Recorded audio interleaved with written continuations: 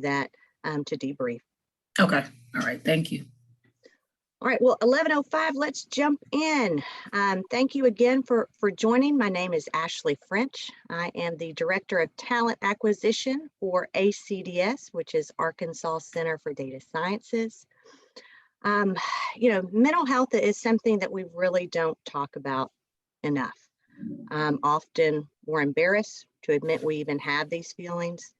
At ACDS, our team of recruiters, we talk to job seekers every day. And, with the start of COVID and, the rise in unemployment, we started to really see a trend of the frustration, some of the barriers just to finding employment. So excited to have Leslie on our team to kind of host and introduce our guest speaker. Please interact with us, on camera, off camera, via chat. You're welcome to send a private message to me or put it in the group chat for everyone just to interact with. In addition to, we'll open up for questions at the end. I recognize a lot of the names on the call from our candidates and our team. So just a quick blurb for Reskill Arkansas. This is a partnership that we have with the Office of Skills Development, really targeting Arkansans to help them increase the technical skills and abilities they offer to employers within the information technology field, in addition to advanced manufacturing. So at this time, Leslie, I will pass the mic to you. Awesome. Good morning, everyone. Thank you again for joining us.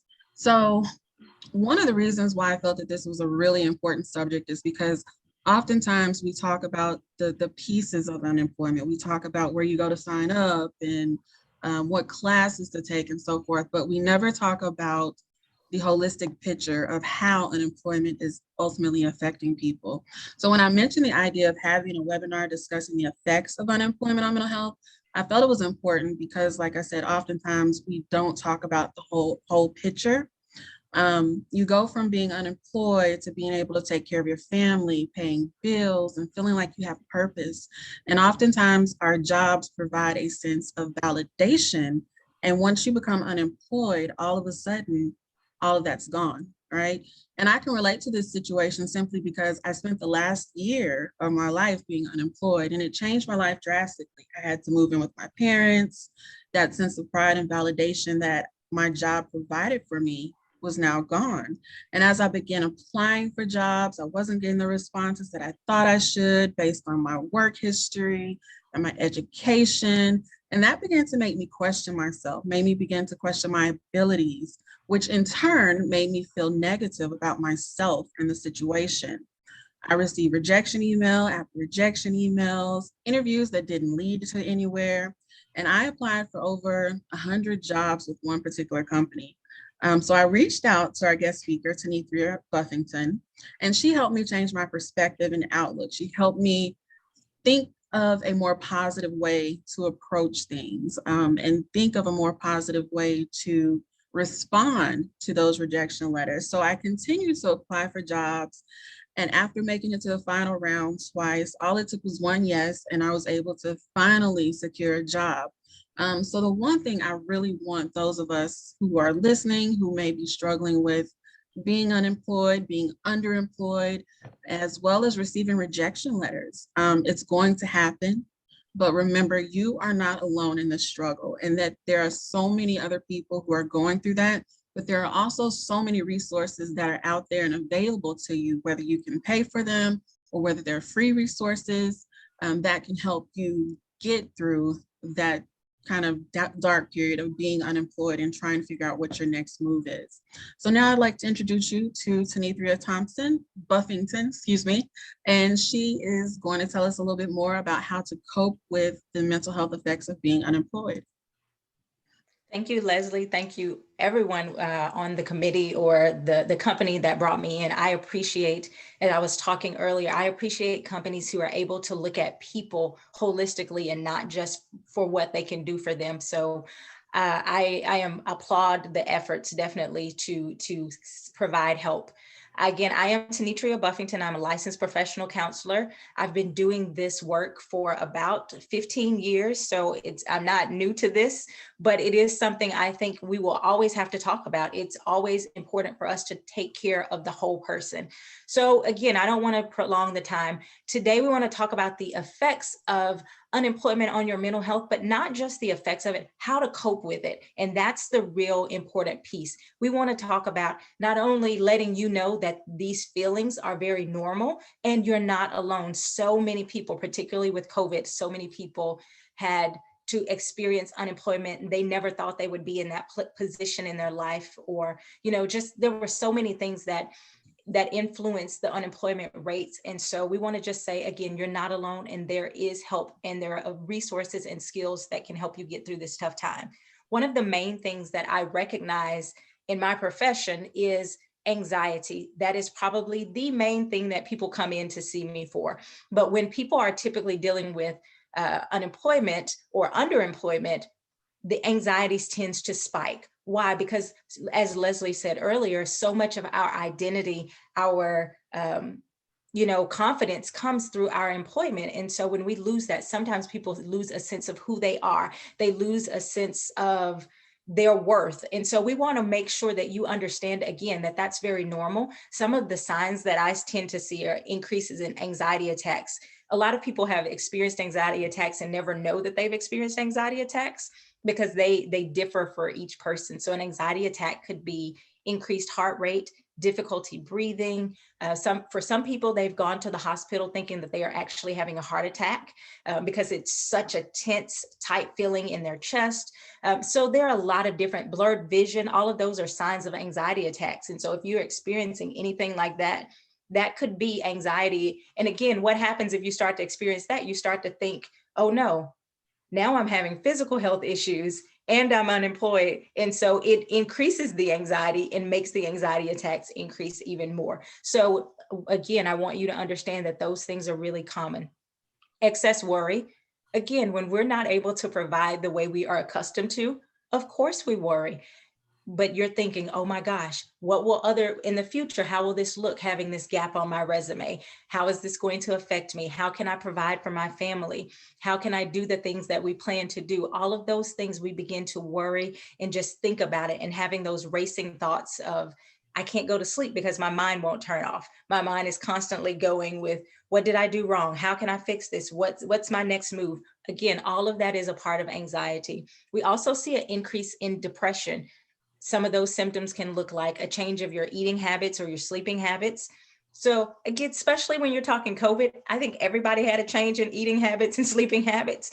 I know I was staying up initially until my body told me to stop. I was staying up super late and just doing whatever the heck I thought I was bad enough to do until my body started to give me some signs I needed to slow down. But you're eating either not at all or you're eating everything in sight because it's stress eating. And I know I have been guilty of being a stress eater. So if you are feeling depressed, you're feeling down, it's really easy to go in and veg out on junk food. That begins to make us feel sluggish. We don't have the energy. And so it just becomes this cycle of feeling really down. We tend to isolate when we're depressed. I don't want to talk to people and I just want to be by myself and kind of feel down, and feelings of hopelessness or helplessness, again, especially if you have other people that you are taking care of or helping to take care of, it can really weigh on your confidence, your sense of value in the family, feeling helpless or hopeless because it feels like you're draining rather than helping the family. And then irritability or anger. Your temper gets really short. Those kids do one thing and it's, you know what?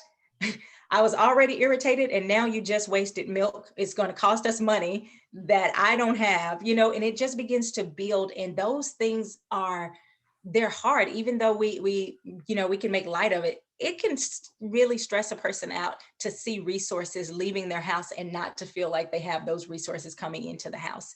And then of course, when you feel down, what you don't want to do is get up and move around. You don't want to apply for those extra jobs because your motivation is low.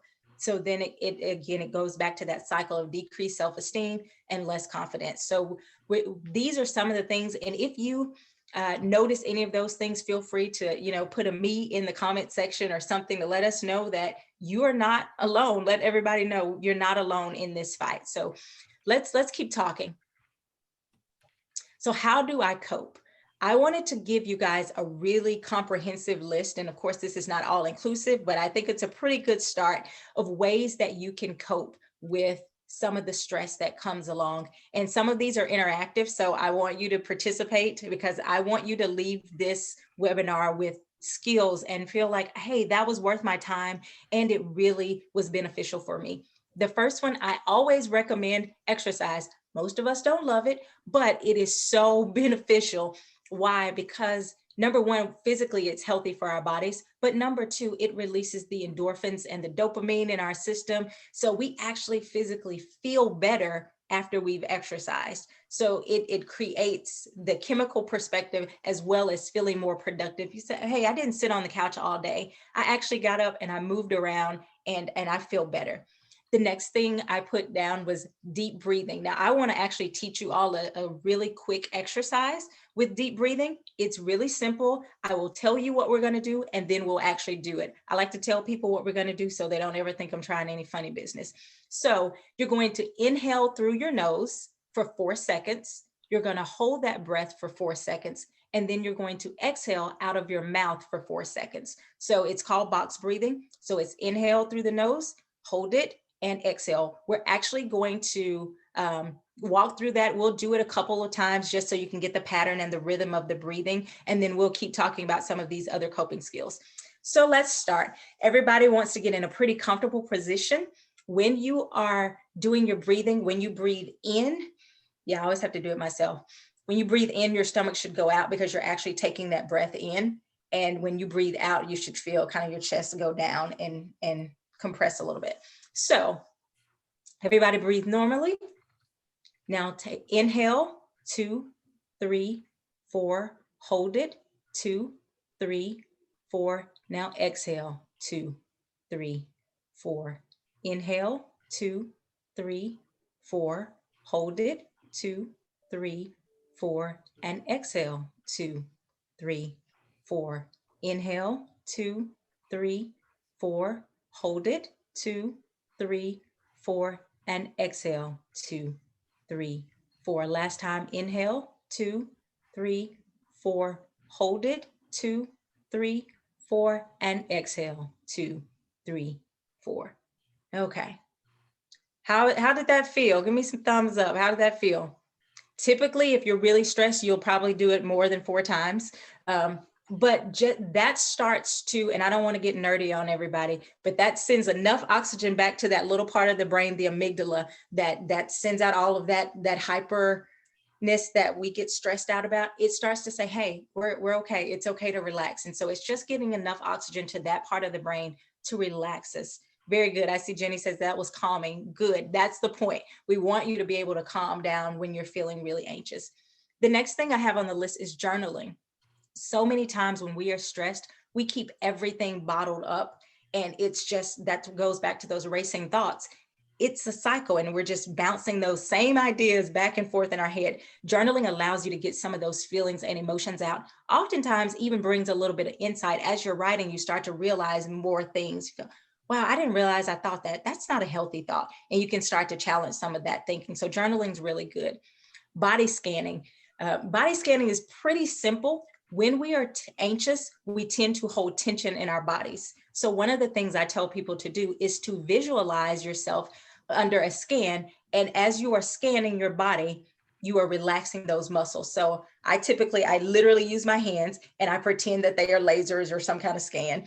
And I go down. And as I'm going down, those parts of the body, I'm relaxing those muscles until I get all the way down to my feet. And you will go, oh, I didn't realize my shoulders were that tense, or that, my back muscles were that tense. And it's just a simple way, even in a meeting, even in an interview, if you feel your body tense up, you can recognize it and relax those parts of the body. Anxiety does not stay in a body that's relaxed. So the next thing is cleaning and organizing. When things feel chaotic around us, sometimes they can cause us to feel chaotic internally. So it's important that we can take this time to say, let me make things a little more presentable so that I feel more comfortable. Also, you feel like you're being productive. You're getting something accomplished while relaxing. So that's really good. Cleaning and organizing. Next, we have art. If you are a crafting type of person, if you draw, color, paint, listen, I am a grown up, and my child's favorite coping skill is coloring. That's the one that will calm her down really quickly. Well, I started to recognize it worked for mama too. So I will go in there. I don't even have the adult coloring books. I will get one of her coloring books, and you want to color with mommy? And she thinks I'm like, we're having bonding time. I'm like, girl, I'm just relaxing. But it is really important that we are able to just have some time where we allow our brains to have some downtime. Next, we have listening to music or creating music. Why? Because everybody likes music, some type of music. So just being able to listen to something that allows us to release that feeling, or sometimes just feeling like someone else can relate to what we're feeling. If you are a musician, creating music is also great. Meditation, if you are a religious person, you can add prayer to that.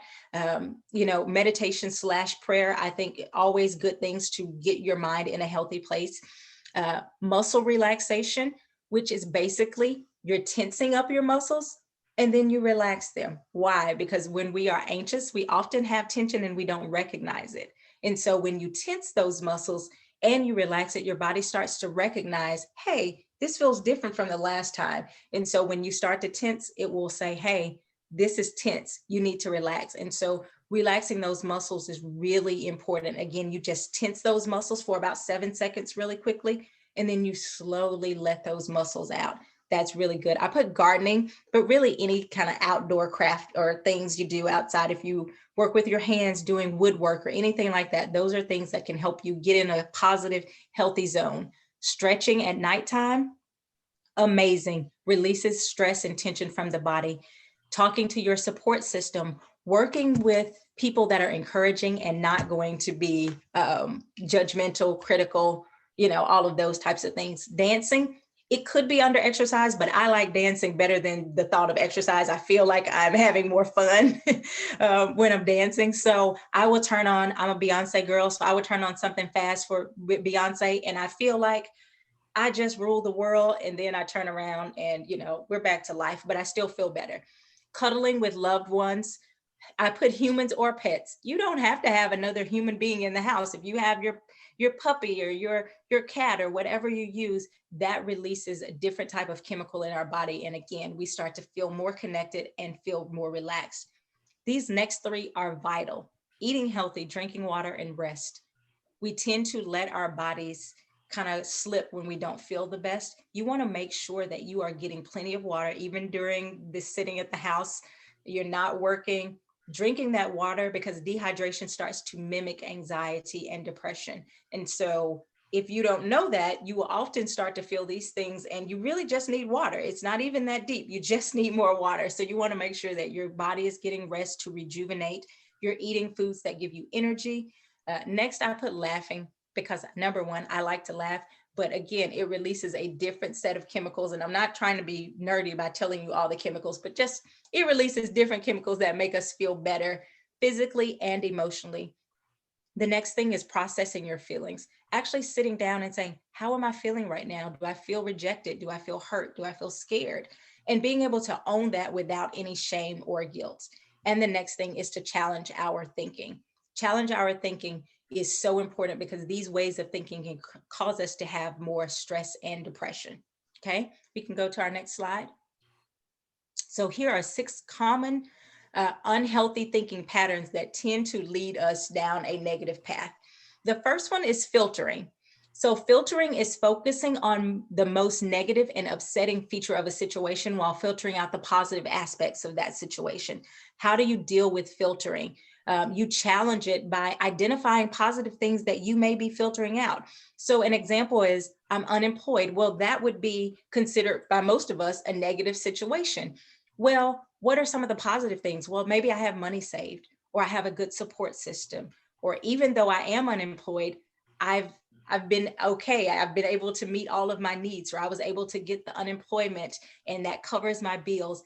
those are not ideal situations, but if we only focus on that negative aspect, man, depression is going to come hard, fast, and it's going to stick around. So you have to look outside of just that negative piece. It's not denying the negative piece, but it's saying it's not the totality of my life. My life is not all bad just because I don't have this one thing. What are the other positive things in my life that I do have? And that's, again, really important that we explore. What are the positive things that I'm filtering out? Maybe you have children and you say, my kids have been amazing throughout all of this. That's a win. That's a huge win. I have a child downstairs that's doing virtual learning. Trust me, it's a win if your kids are behaving, or maybe they're not behaving as well. And you go, well, we still love each other and we like each other. That's my win. You have to almost search for those positive things to help get you from that really low place, because it's so easy to get stuck in that negative place. Let's look at our next one. We have all or nothing thinking. All or nothing thinking is basically things are either right or they're wrong. You're a perfect person or you're a total failure. Now, the problem with this all or nothing thinking is that it's just not correct. There's so much gray area in life. One of the examples when we talk about all or nothing thinking is, if I'm not bringing in money for my family, I'm useless. Well, that's just not true. You bring so much other value to your family. And it may be, someone's leaving. It may just be that, maybe I can help out around the house with chores. Maybe I'm not working outside of the house, but there are things in this family that I can still do that still bring great value to my family. Maybe I can play with the kids and connect with them. Maybe I can organize some things. And even with this company, getting different skills, I can still be being productive, even though I may not be bringing in financial resources. So that's just an example of how all or nothing thinking can show up in our life. And the way to challenge it is to identify people or places that have contradicted that notion that it has to be a specific way. So if you say, I have to, be bringing in, or I'm not a good dad. So you stop and you think, well, I know John down the street and he's not working and he's an amazing dad. I saw him take the kids to the park last week. That begins to help you to see things outside of yourself from a different perspective. And it helps you to reframe. It's not that I have to be all of one thing or I'm a failure. So let's look at our next pattern of thinking that can be destructive. Overgeneralization. Overgeneralization is taking one single unpleasant incident or event as evidence of everything being awful and negative, and it's a sign that everything is going to go wrong. Now, the problem with this is that if we tend to do that, we give up really quickly. So if you didn't get the job, that interview didn't go well, you got a rejection letter, I'm never going to get a job. You just go all the way to, it's going to keep happening because it happened 3 times before. I didn't get the job the other 3 times. Why would I get it? But as Leslie said earlier in her introduction, how many times do we have to keep going through things before we get that yes? And we only need that one yes. And so just keeping that attitude of, hey, just because it happened once does not mean that that is a predictor of what's going to happen every single time. So you have to look for the exceptions, using even Leslie's story as an example.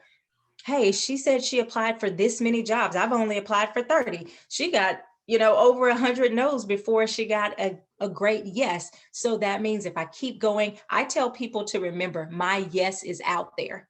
My yes is out there. It's like, well, I don't see it. You may not see it right now, but not to give up because your yes is out there. Overgeneralizing is making a general conclusion based on a single event or piece of information.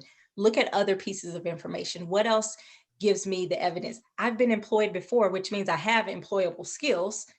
Hey, we're in a downtime. We're in COVID. We're in a pandemic that none of us have lived through anything like this before. So of course, this is going to affect, the employment rates. I can't give up. I have to keep that positive, healthy mindset.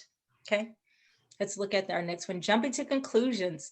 This one is really interesting because most of us have done it in our lives. We assume we know how something's going to happen. We know what a person's thinking. We know how they're going to respond. Well, the reality is we don't know. And when you're jumping to conclusions, one example of this in this particular setting would be, I thought the interview went amazing. I was so excited. I was pumped up and I haven't heard from them and it's been 3 days. I didn't get the job. They didn't like me. How do you know that? It's been 3 days. They probably had tons of candidates. They had so much going on. Just be patient and say, I have no idea. What I'm going to do is to be proud of how I conducted myself in that interview. And I'm going to keep preparing for the next interview, or I'm going to keep, looking for other things, but I'm not going to just give up or making negative assumptions just because, something's going on. So how do you challenge that? Ask yourself, what evidence do you have to support that conclusion? Do I have any evidence that they stopped liking me when I left? No, I don't have any belief that they are in the room talking negatively about me after the interview. These are just my insecurities that I'm probably projecting onto them.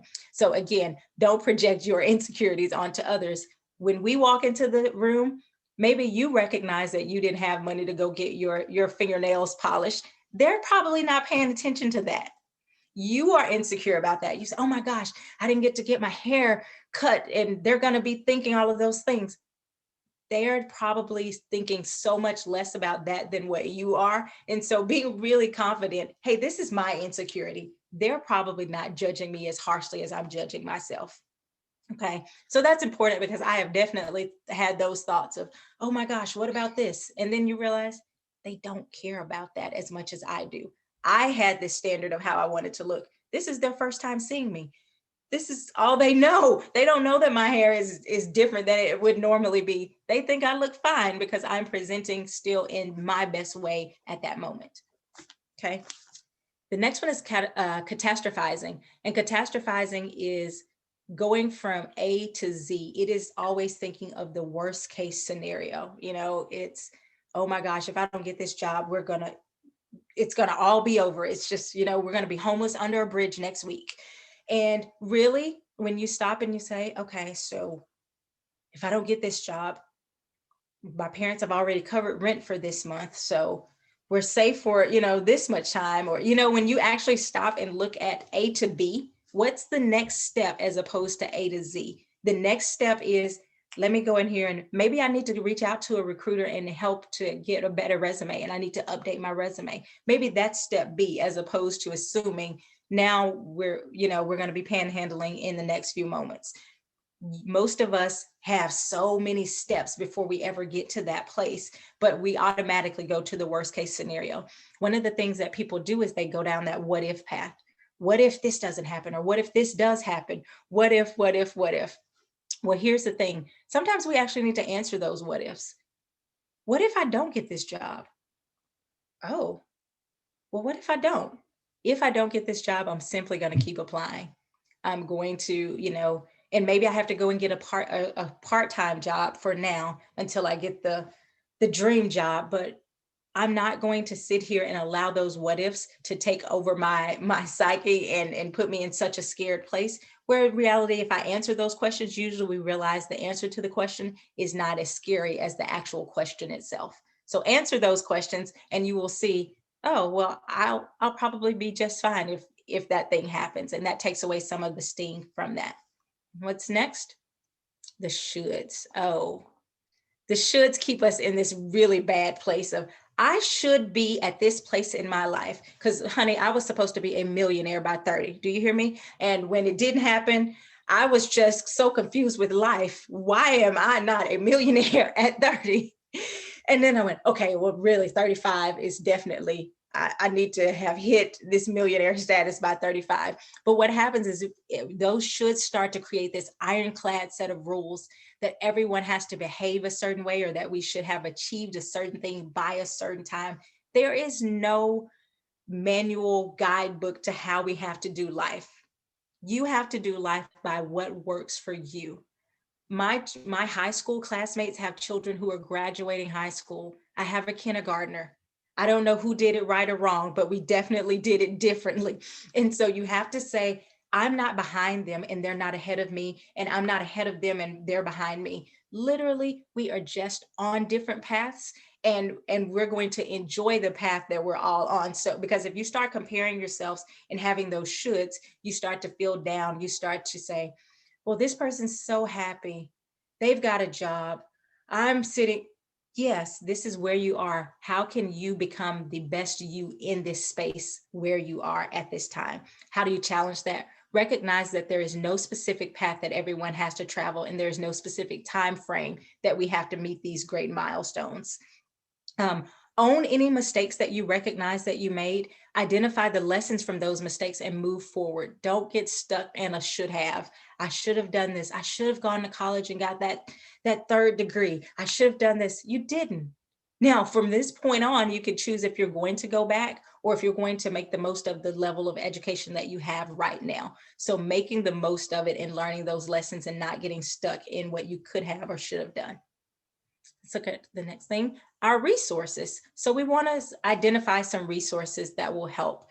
There are 3 websites I put here, and there's actually one more I'm going to add. Psychology Today allows you to go on and look at different therapists in the area that can provide, it'll tell you if they accept your insurance, if they have a sliding fee scale, kind of a little background about each therapist. So you can click, you'll see a picture of them in their profile to see if that sounds like a good match for you.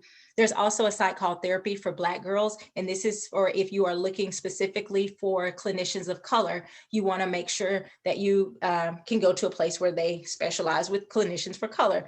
BetterHelp is also a resource. I looked at one, and it's called opencounseling.com/Arkansas. And it provides low cost or free counseling services. I'm less familiar with that one, but it is called, again, opencounseling.com/Arkansas. And they provide low cost or free counseling for people in the state of Arkansas. Thank you, Kristen, for putting that in the chat. Why is that important? Because we want to make sure that these resources are available, whether you have insurance or not. And we want to just make sure that you're covered. Does anyone have any questions for me?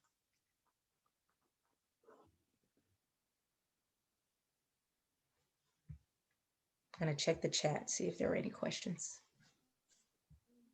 I don't think so, but if no one else is going to use your time, so from a recruiter HR perspective, sometimes, I pick up on some cues, and if there was one piece of feedback or takeaways from your presentation or guidance that I could give them, in an interview, which a lot of my time needs to be spent on their skills, coaching them on their interview responses, but what would be the one piece, resources in my follow-up email, or I think, of course, I think resources would be great, but I think just encouragement is huge, because that's usually where most of us, did you do this? Did you do this? And if the answer is no, you go, oh, there's that frustration vibe, and they've already beat themselves up. And so really just being, hey, I know this is rough, but right now you've got another opportunity here, and just keeping that positive. So definitely resources. And then of course, healthy ways of coping, just expressing, hey, have you just taken a break today and allowed yourself to laugh and allowed yourself to have some fun? So, because sometimes when we're in the picture, it's hard to see, to get them to step away so they can see, hey, I can, have a shot at this and get my motivation up. I don't know, did that answer your question? It did. Thank you. It kind of narrowed down my scope of what to focus on. I enjoyed you. I really did. Thank you. I enjoyed everything. Yeah, I did.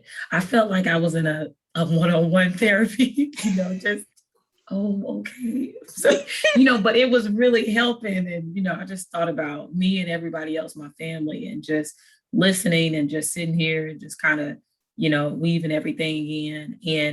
And even though people, just looking at your PowerPoint and you just presenting it, it just felt good to hear something different, to cope with certain things and stuff like that. And a lot of people take things so hard because they haven't instilled in that knowledge or even heard this part. So that's why I was like, wow, this was really good, because sometimes you don't hear this. You don't hear this every day. You don't hear this often. You don't hear, certain things to cope with little things that could be big things that could be hurting you, or, especially on the job or anything like that, or with unemployment or any. That's why I put in a message, man, this could be for everybody. It is for everyone. But yeah, it touched me, and I appreciate you. Thank you. Mm-hmm.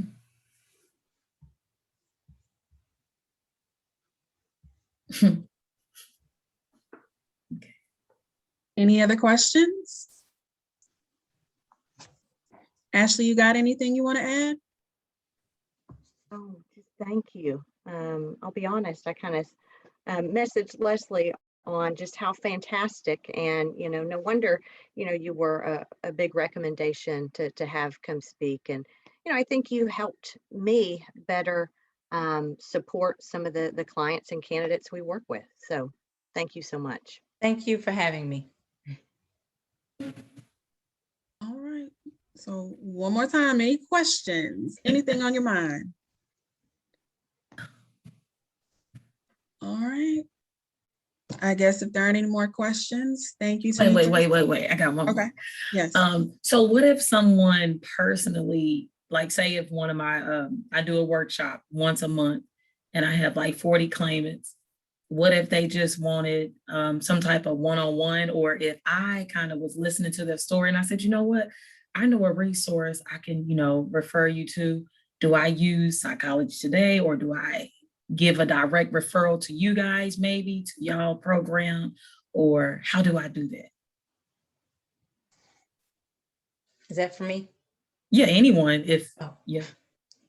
No, So I would definitely say I like referring people to Psychology Today, but or Therapy for Black Girls. They're very similar as far as presenting the profile and allowing people, because sometimes if we just say, oh, this is a good person, unless you know them personally, they like to read through and see, this is a good person, or this is a good match for me. So I like to just send that recommendation. Now, as far as the company, I think Ashley or Leslie would probably be better suited to answer that one.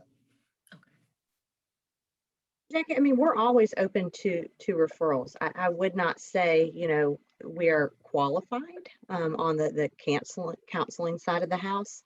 So I think, kind of the resources shared and the coping technique would probably be the best method. Okay, just making sure. All right. Thank you. All right. Any other questions? All right. If no questions, thank you everybody for taking the time out to join us. Thank you, Ashley, for allowing me to kind of put this idea together and make it happen.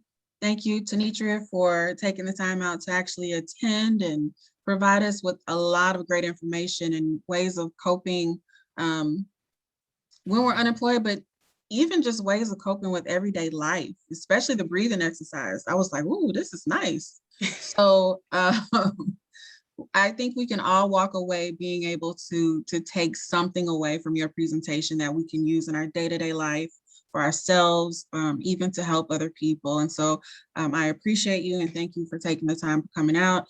Everyone that's on the call, thank you for taking the time out to join. If you do have any questions after you get off, can I just maybe email the ACDS inbox, Ashley, would that work? Sure, talent@acds.co. All right. And if we don't have any other questions, everyone have a wonderful day. Thank you. Thank you.